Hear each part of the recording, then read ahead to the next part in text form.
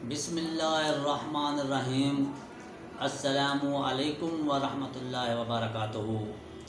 دوستو، آپ کا دوست homeopathic doctor Ghulam Farid from لہاڑی آپ کی خدمت میں ایک نئی ویڈیو لے کر حاضر خدمت ہے۔ امید ہے کہ میرے تمام پیارے دوست خیریت سے ہوں گے۔ دوستو، جو آج کا ٹاپک ہے وہ ہے پیشاب میں چربی یعنی البیومن آنا، پیشاب میں البیومن خارج ہونا، جسے ہم برائٹ ڈیزیز نیفرائٹس البیومن، تو یہ اس کا ٹاپک ہے۔ تو دوستو، اس سے پہلے وہ میرے دوست جنہوں نے ابھی تک میرا یوٹیوب چینل سبسکرائب نہیں کیا، وہ برائے مہربانی میرا یوٹیوب چینل جو ڈاکٹر غلام فرید لہاڑی کے نام سے بنایا گیا ہے اسے سبسکرائب کر لیں، اور کومنٹس بھی دیں، لائکس بھی کریں، اور میری پوری ویڈیو سن کر شیئر بھی کریں تاکہ دوسرے دوستوں کا بھی فائدہ ہو سکے۔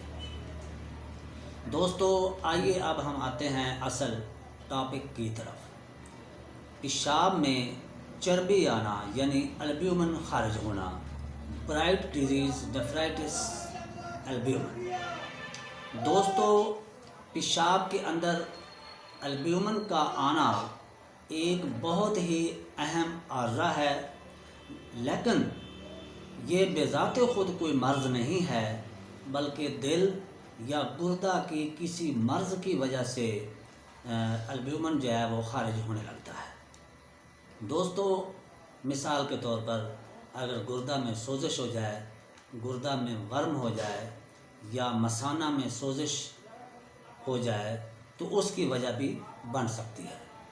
دوستو، حمل کے دوران اگر پیشاب میں البیومن خارج ہونے لگے تو یہ ایک خطرناک علامت ہے جو اس عورت کے لیے خطرہ بن سکتا ہے۔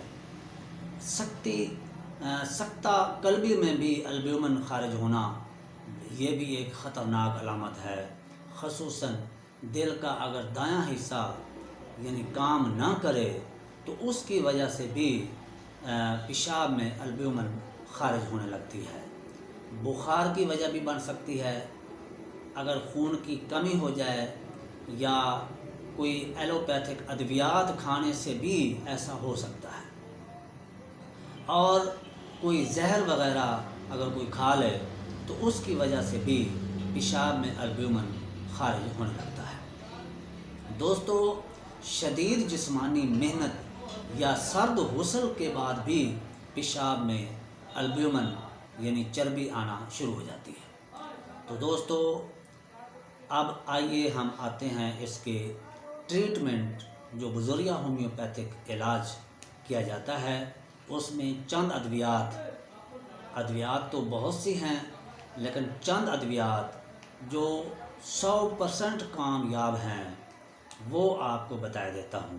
اس میں پہلی دوا ہے apis mellifica, eupatorium, arsenic album, calcarea arsenic, cantharis, mercsol, helleborus, colchicum, acid phos, apocynum, digitalis وغیرہ وغیرہ۔ تو دوستو، امید ہے کہ آپ کو یہ ویڈیو پسند آئے گی۔